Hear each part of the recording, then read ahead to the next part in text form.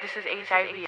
It's not like you're bedridden. It's not, medication. It's not all these things that people think it is. It's not, you can never be intimate with anybody. It's not that. It's not that your life is over. It's not you're a drug user. It's not you're gay. It's not you're, we're in the war and got a transfusion. It's not any of that. It's not you're a prostitute.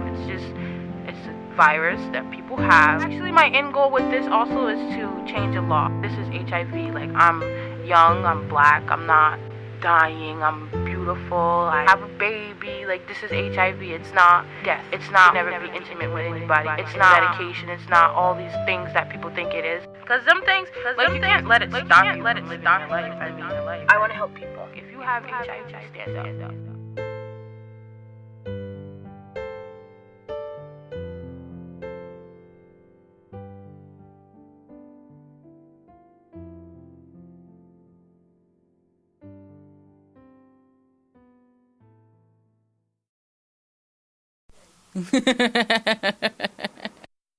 And I really still, I understand what a viral load is now, but it's kind of scary because then you're just thinking about the war going on in your body, about how these viruses are attacking you from the inside out and you can't do anything about it.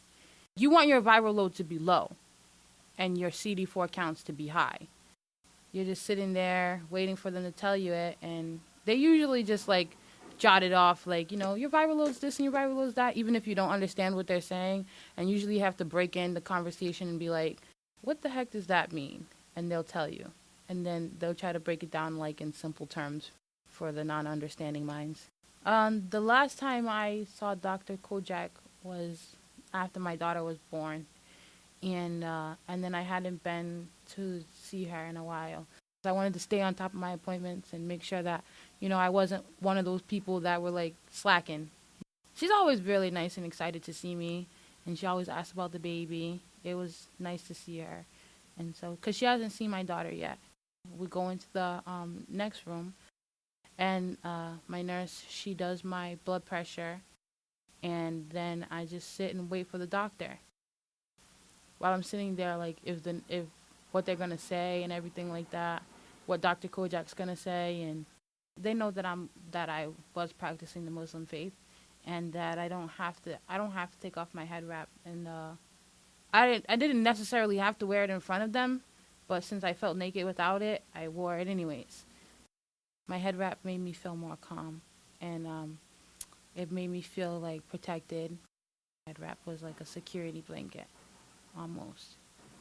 Now I don't have a security blanket because I feel more comfortable with the staff and more comfortable with my doctor and more comfortable with the diagnosis and with the vocabulary that goes along with it, with the diagnosis. So I don't feel like I need something to hug or have hugging me so that I can feel safe.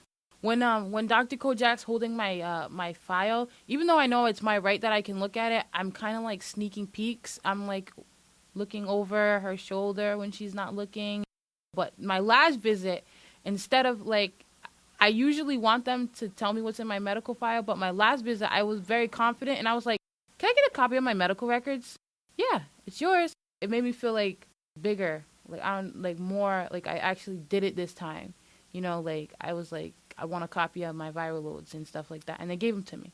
Now I'm just being more assertive and telling them what I want. I think they give the flu shot to people with HIV as a precaution so they don't get it. But I hate getting the flu shot because it hurts so bad and then I bruise. And then they do it real slow where you can feel the liquid coming into your arm muscles, and it's just really sucks. This time when I got my flu shot, I was thinking, well, my immune system is so low now, lower than it was. I was kind of scared that I was actually going to get the flu. In general, I hope that the hospitals and the medical staff and the teams and stuff like that know what they're talking about. They know what they're talking about through education, but at the same time, there's still that part in the back of their mind that they really don't know. They don't know it all. They know enough to get a degree, but not all.